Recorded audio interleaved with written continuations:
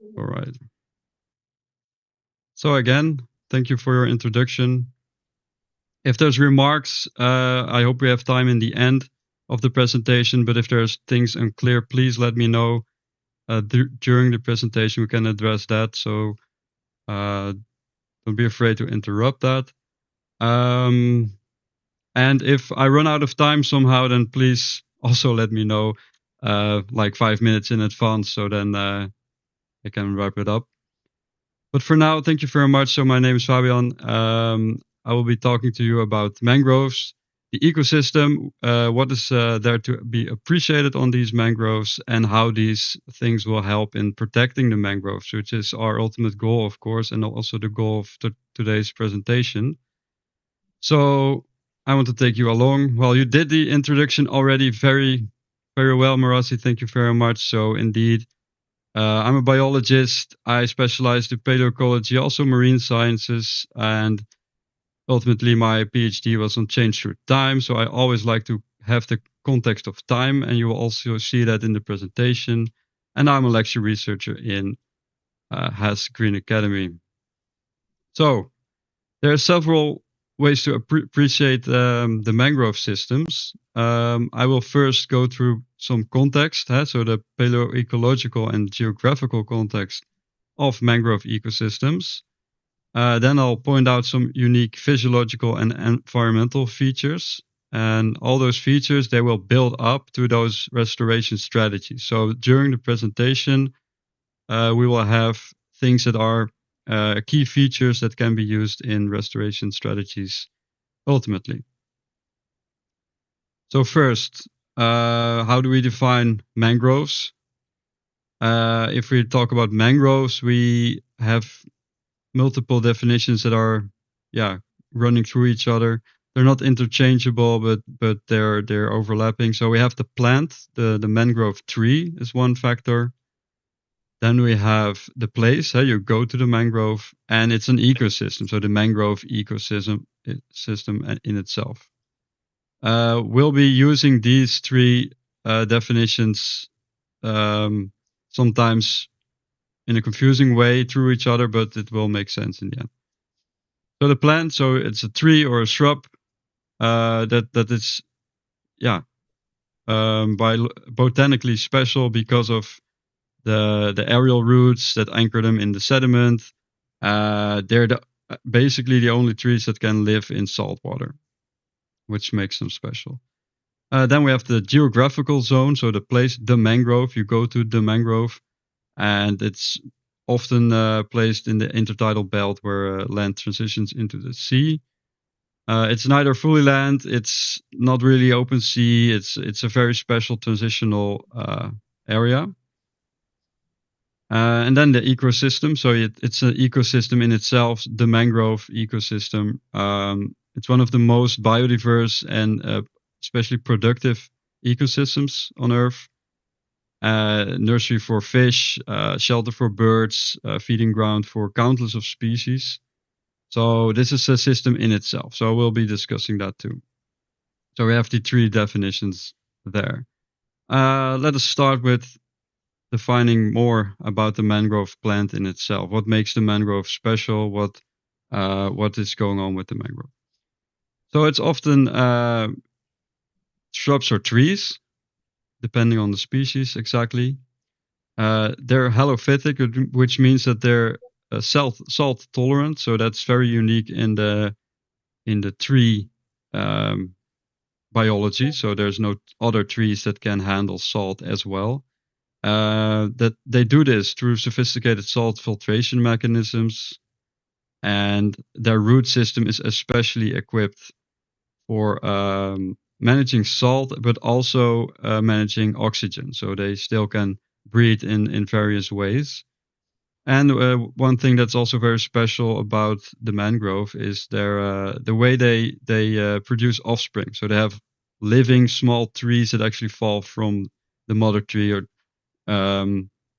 which is called vivipary. So living offspring. To dive a little bit deeper into some of the mechanisms of how these mangroves handle the situation so well, And it is quite a situation, right? So it's trees that live in the sea. So that's something to overcome. And there are some ways to do that. So first, the salt problem. So there's trees in water. Water is salt. So salt needs to be excluded first. So there's mechanisms by which salt is being kept out of the system of the plant in the root system.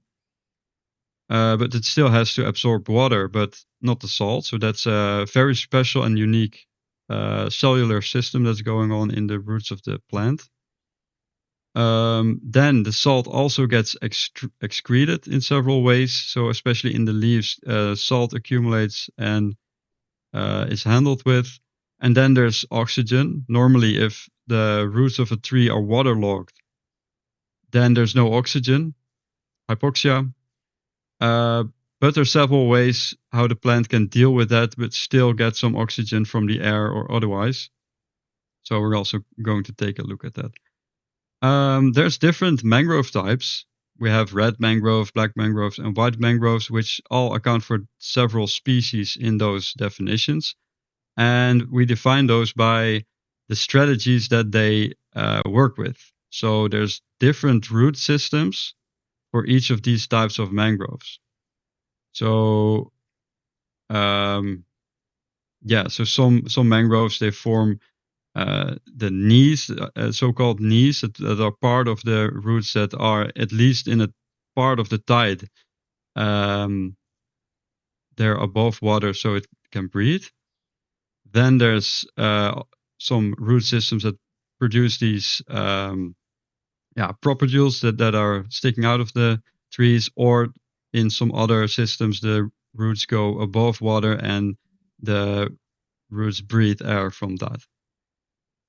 Then there's some ways of propagating the species, the living offspring that I told you about. It's not just in other plants generally.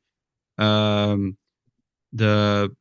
plants, they produce seeds, and the seeds they at some point germinate. But in mangroves, the germination already occurs when it's still on the tree. So the living new plant, actually, the new sprout actually develops on the mother plant, and then it falls into the sea and can immediately take root and grow. So that's very cool, very unique of mangrove systems. Then salt excretion. Salt is, of course, somehow still accumulated in the plant. It's not that all salt can be filtered out, unfortunately for them. So it has to be excreted. There's several ways of dealing with that. Some species, they excrete the salt through pores, and other species, they accumulate salt, especially in the older leaves, and then the leaves, they drop, and that's how they get rid of the salt. All right. So there's several genera, there's several species. There's like about 70 to 80 species of mangrove trees going on, and they live in more than 20 distinct families. And well, these are some examples. What this means that the mangrove tree is not a single lineage. It's not one evolutionary thing. It's a functional group, which means that that the mangrove itself, it's not one species, but it's a name for several species that develop the same kind of functioning, which means that the mangrove lifestyle evolved independently. So it's not just one lineage, but it's multiple that became mangroves at the same time. The oldest known mangrove fossils, they are from before the end of the dinosaurs, actually. So before the KT boundary. So it's 75 million years ago where the oldest mangrove fossils have been found. It was a warmer time back then, which was an even warmer time was in the Paleocene and the Eocene. So 55 to 35 million years ago, where it was pretty warm on Earth. And the sea levels were a lot higher also. So that's when the mangroves really started to develop and evolve. During this thermal maximum, even the mangrove distribution was as north as what we now call England or Canada, because it was so warm that the mangroves could also grow up there back in the day. This is how the world looked like during the Eocene. And what you notice is that the oceans are still very much connected back then. So Europe was kind of how Indonesia is today. So it's like a island archipelago of small islands in the tropical sense. And what is also very special is that the ocean currents they could go through the whole equator and past the Earth. So what is special in the context of mangrove evolution is that these species could travel through the whole world, actually. So there's no boundaries in the oceans that kept this distribution. It goes for multiple marine species, but also the coastal species like mangrove could very much benefit from that. And you kind of still see that in the situation where in today's distribution of mangrove species, which is still very much concentrated around the equator. It's about between 30 north and 30 south situated. So the most mangrove species like in the Caribbean, in the Gulf of Guinea, but especially also in South East Asia, in Indonesian archipelago, around Australia, but also a little bit outside, sometimes outside of these this 30-degree south range, mangroves can occur. This is because the only thing that is limiting in north or south is the amount of sun hours, so the daytime difference, and not the temperature. So what we see is that mangroves really require a certain temperature for their growth and for their development. And they cannot handle frost. No frost at all. If it freezes, they die. So, however, whatever the distribution might be, there cannot be any frost during winter or otherwise. And while they need some sort of 20-degree minimum to survive, to grow. Other than that, rainfall is very important. So there needs to be a little layer of fresh water available to them sometimes, and they really need that. So freshwater input is important, and the distribution, but also the limitations. That's really sensitive to monsoon variability and also the El Nino variability. So especially in the Indo-Pacific, El Nino is very important. So if we look at the temperature as being a primary latitudinal limiting factor, then this is something to think about if you think about climate change. Because if winter freezing disappears in some areas, or if the annual temperature, the mean annual temperature rises above 20, then this means that new areas of mangrove establishment can be formed in certain locations if there's like a climate change where the temperature increases. All right. So in terms of geographical setting, so we now discussed the climate a little bit. Now we're moving to geography.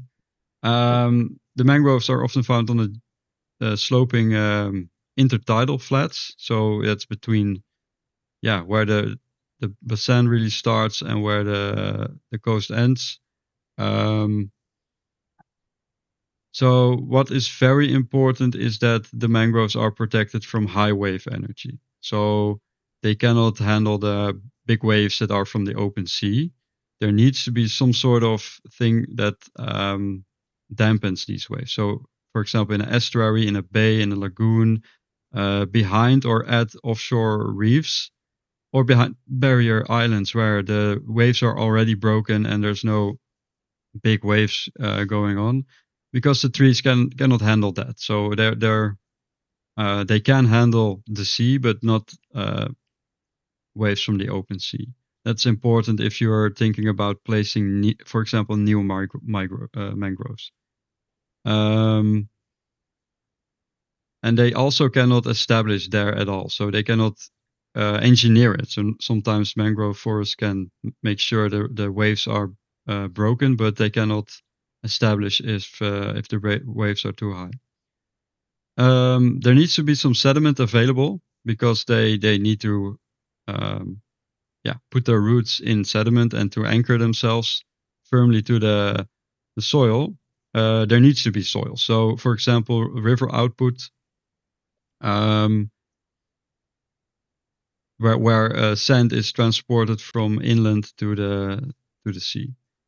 Then we have the salinity gradient, so it's from salt water to brackish or freshwater. It's not necessary for a mangrove settlement, but it's important in terms of biodiversity of mangroves. So we have different species of mangroves that can distribute along this salinity gradient. All right. Tidal regime is also very interesting because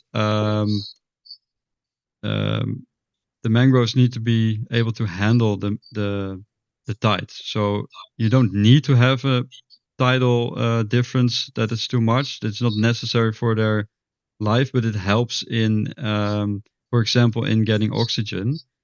And it determines which species can establish at what place in the mangrove ecosystem. So, for example, if a certain species can handle a large tidal change, then it can establish at a certain place, but not at another place.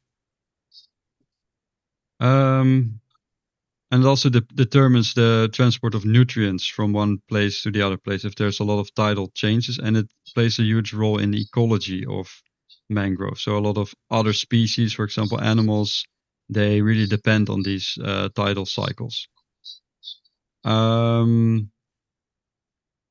So there's a difference between coastlines with smaller or with bigger tidal differences. For example, if it's less than 2 meters, we call it microtidal. It's more than 4 meters, it's macrotidal.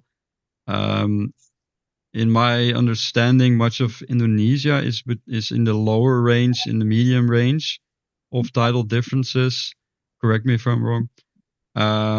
So that this leads to those mangroves that can handle those, but not necessarily the bigger tidal differences. So and then there's a difference in the way sediment is supplied. So it can have a origin. For example, it can be from inland, from the rivers.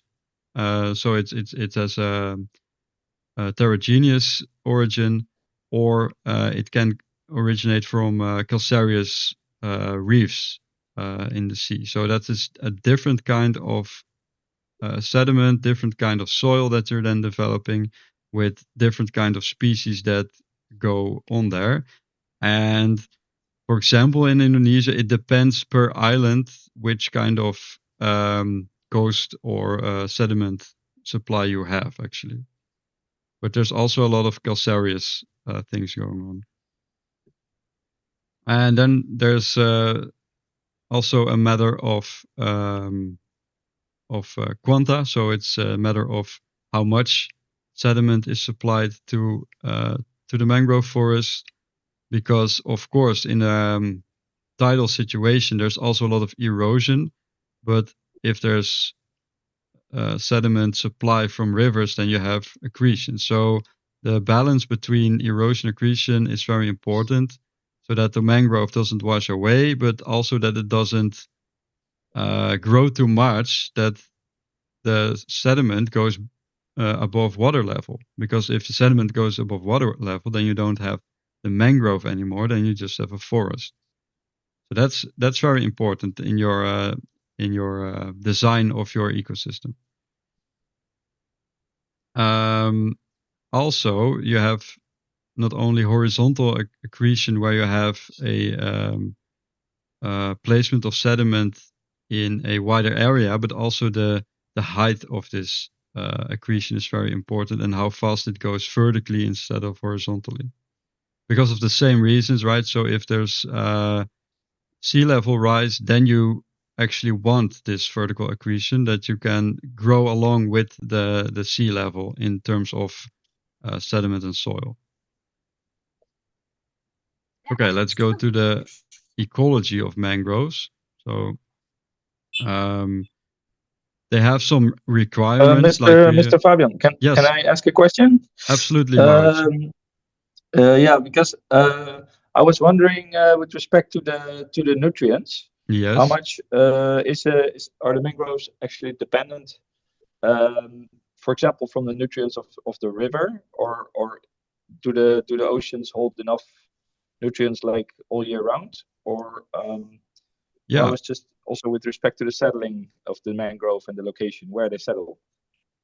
Do you know that? So there is mangroves are very nutrient rich systems in itself, because there is a mix of, we will also get to that in a later point of the presentation, but it's a good thing to point out here that river supplied sediment is very nutrient rich, but also what other factors like the animals that move and migrate through the mangroves and from other places, what they bring in is also very important. So it's a situational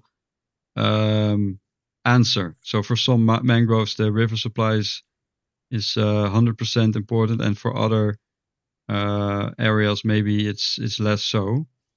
But it depends on the location and the supply of, maybe there's no river or maybe there's no reef sand. So it's like situational, if that answers your question. Absolutely. Yeah. Thank you. Thank you. All right. So again, ecology. So they Recording in have some progress. requirements. So we have, sorry, was that something someone said? Maybe not. Uh, they have some climatic conditions they need to have. They have some geographic conditions they need to have. But as soon as they can establish, they can start engineering the ecosystem, the environment. So what is very special about the mangrove system is that they can trap the sediment and build it beneath them. So mangrove makes the land beneath it as soon as it's established. And also, of course, one of the most important things in terms of ecology is that the mangrove as a system, it provides habitat for fish, birds, uh, all other kinds of animals. This is an example that we can point out to it, where all kinds of animals, some are very terrestrial, such as bats or monkeys or apes. Some are very marine, such as the barracudas or all kinds of other fish, benthic communities that have their entire life cycles there. Um, we can distinguish between species. That's for some species, the mangroves are only a nursery, so they go there to breed or to lay eggs, and then they return to open sea, or the other way around. They're from the terrestrial realm and they go to the mangrove, lay their eggs, come back to the mainland. Um, so then it's only a nursery habitat. So this is important in terms of conservation, right? So if you have these things clear for your mangrove that you want to preserve, then that's a lot easier. Some species only use the mangrove to forage, so to eat, to find their food and then go away. Some birds, some mammals. Some species they go to nest there, and there are a lot of species that have their entire life cycle all in the mangrove, within the mangrove. They don't go to open sea, they don't go to land, they just stay in the mangrove.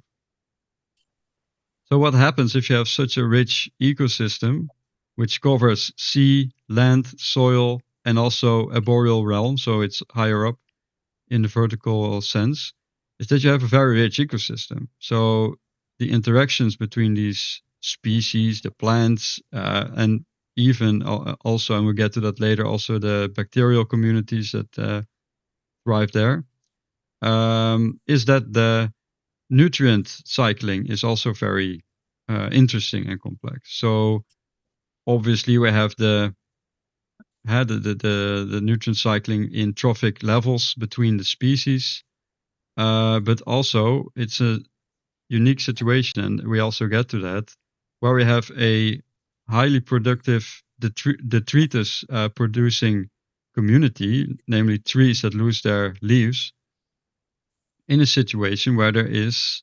anoxia in the soil. So, and also a very productive, water system beneath it. So you have a huge cycling of these um, nutrients and energy, but also accumulation in the soil, and we'll get to that later. But first, the appreciation for the fact that these leaves are food for many of the things that are in the water column. And then we can go to the soil ecology beneath, because the soil is often anoxic. So there's no oxygen in the soil, which means that there's a whole different set of rules playing for what happens with certain nutrients and compounds. Because of the soil column is completely waterlogged, almost immediately after the surface layer. So there's strong chemically reducing conditions there, which has effect on the soil chemistry. And the organic matter, it accumulates into peat, so it stays there. That organic matter doesn't compose really; it just stays there, and that we call that some sort of a peat layer. It preserves the dead leaves very well, that organic material, and it's not being mineralized. So, other than being a very productive ecosystem with a very high turnover of nutrients, it also stores a lot of nutrients and organic material in one of the largest scales of any ecosystem on Earth. It's very important. Also, in terms of discussions of fossil fuels, for example, peat is some sort of fossil fuel. You store carbon in the soil instead of it being released in the open air, in the atmosphere. There So is because of another this question anoxia, sorry, Maurits. from there's another question in the Oh, chat sorry, I'm from from Nina. yes, please go ahead. Yes, sir. Thank you. I will get questions from Miss Nining, Yeah. from SMA Negeri Ambon. Okay. She want to ask what are the factors that can influence an area to be planted with this mangrove ecosystem. For example, in Ambon, we can see many mangrove plants around the Coca area. Many mangrove plants are growing there. Why are there? Why they are not in Galala, Wailela, or other areas close to certain areas, which is Coca, coast, and then that have this mangrove growing? Thank you, sir. Thank you very much for this question. So the question is about why are there mangrove developments in some areas and not in other areas. We'll actually get to that later in the slides to see where some areas are more suitable than others. One of the most important factors is the coastal geometry. So the shape of the coastal shelf. Is it shallow enough for mangrove settlement, or is it getting too deep too fast? Or we'll get to that later still. So if there's at that point more questions, I'll be happy to answer those. But it's a very good question, and it's mainly because of geometry, oftentimes. But we'll get to that.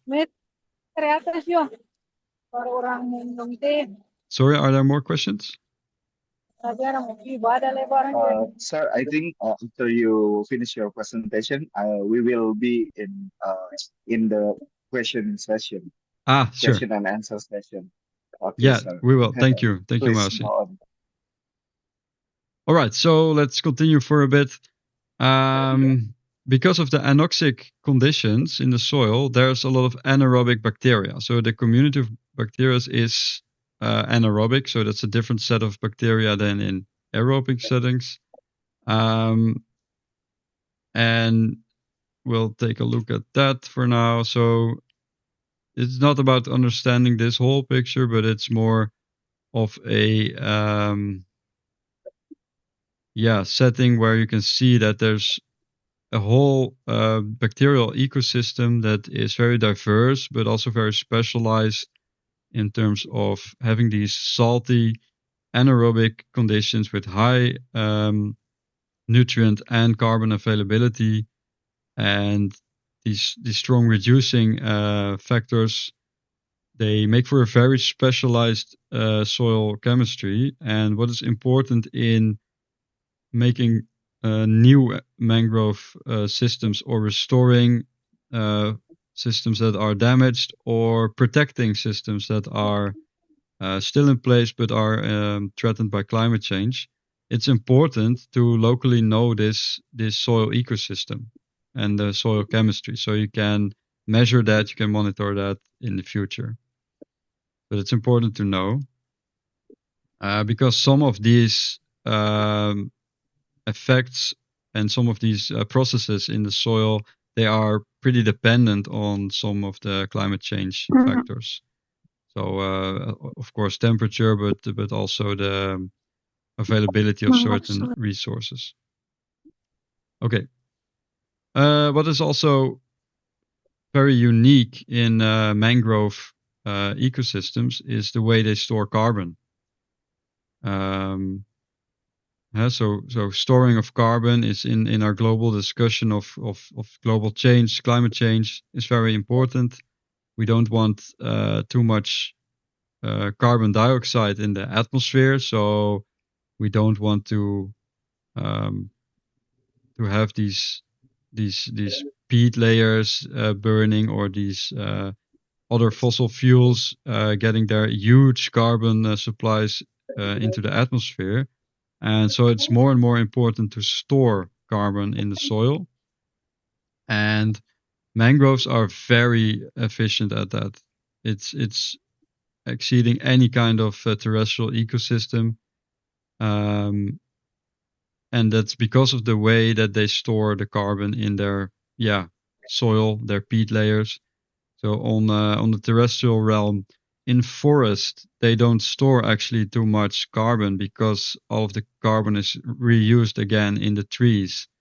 And then when the tree dies, it actually excretes carbon before it's used in the soil again.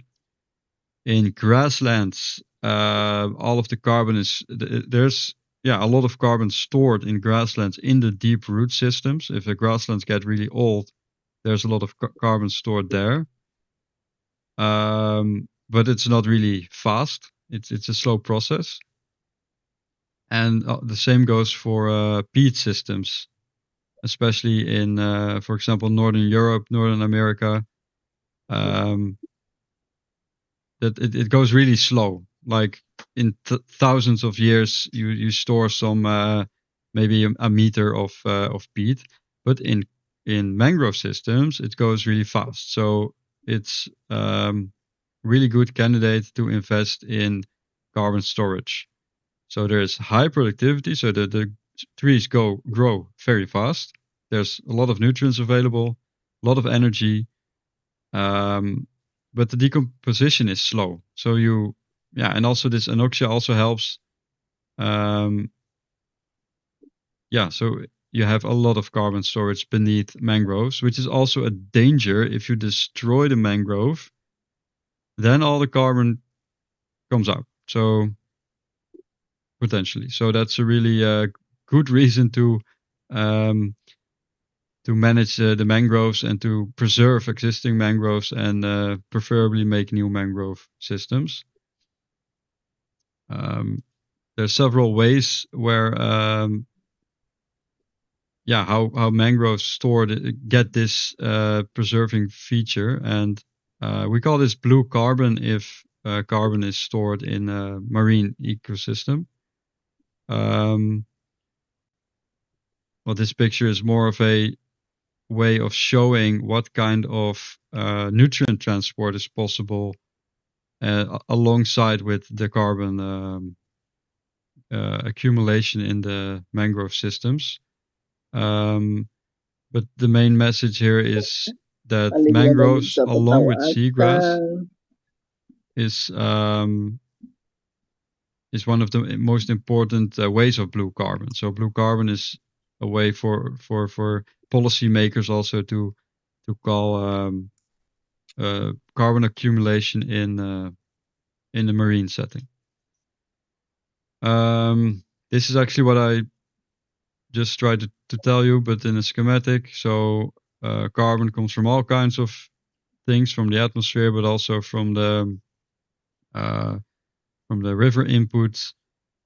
We cannot forget seagrass. Seagrass is like the little brother of mangroves, and it's almost as important. So in any conservation effort for dealing with mangroves, you should also include or at least look at seagrass. So it's a different part of the geological setting. It's a completely different ecological setting. But it also has these very important ways of storing carbon, cycling nutrients, harboring all kinds of interesting Mr. Fabian, species. sorry. Yes, Murs. Sorry, Mr. Yeah. Fabian. We have 5 more minutes Oh, because okay. more will be discussed in the question session. Thank you, Mr. Fabian. I will hurry a bit. Thank you for noticing. So, okay, so let's skip this one further. Well, in terms of ecosystem services, mangroves are, for different reasons, very valuable, and one of them is the blue carbon thing. One of the other things is the protection of the coast through mangrove systems. They dampen waves and also especially excessive waves like tsunamis. They're able to mitigate the wave energy through their the roots and the way that they're built up in these systems, which is very valuable part of having a mangrove at your coast. And the other thing is erosion. If you have too much urban settlement at the coast, development there, then maybe if you remove the mangrove, then actually the coast can get eroded, disappear, and completely ruin your coastal eco environment. Not only the ecological environment, but also the industrial and agricultural environment that you have there. So this is some sort of biodiversity measure in terms of mangroves. Indonesia has a very high mangrove biodiversity. Unfortunately, that's also the place where there's a lot of threatened mangrove species. So there's a huge opportunity there for dealing with mangroves. Also in Mesoamerica, there's a lot of mangrove systems that are very threatened. Okay, so let's wrap it up and focus quickly for a few slides still on the restoration and protection efforts. I don't have to tell you guys that you have a lot of mangroves. You already know that. But two of the focus points will be the diversity of mangroves and the fact that the blue carbon sequestration is a very good point in also getting grants, new grants. Loss of mangroves are mainly caused by infrastructure, tourism, new roads, and shrimp ponds. They destroy the soil, and that's very hard for them to recover from that. To answer the last question about the places where no mangroves have been growing, that's because of the unsuitable hydrological situation. Yeah. And yeah, so the inundation frequency, tidal frequency is not right for the mangroves. Sometimes the tidal frequency is blocked, or the soil is destroyed. You want Mr. the ecosystem to be restoring from itself. So you cannot just plant mangrove trees. You have to let it restore on its own, make the soil right, and think on a landscape scale. So what is the long-term sediment budget? How will sea level rise regimes change over time? Is it suitable for my system? And what are the highest ecological and carbon sequestration areas within that landscape? Okay, to wrap it up now, these are some research questions that you could work with in the future. So know your soil biology, know your soil chemistry, monitor the biodiversity in your ecosystem, through keynote species, maybe keystone species. Blue carbon is very important if you want new grants for that, and the coastal protection in terms of waves, tsunamis. It can protect and go along with urban development instead of against it. I think that's a very important thing. And I hope you'll all celebrate the 26th of July, International Day of Conservation of Mangrove Ecosystems. And with that, I would like to thank you very much for paying attention to my presentation. Thank you very much. Okay, thank you, Mr. Fabian. All of us give applause to Mr. Fabian. Thank you. Okay, Mr. Fabian, for the very insightful and inspiring presentation. Your explanation about the role of mangrove ecosystem in mitigation climate change and supporting sustainable coastal management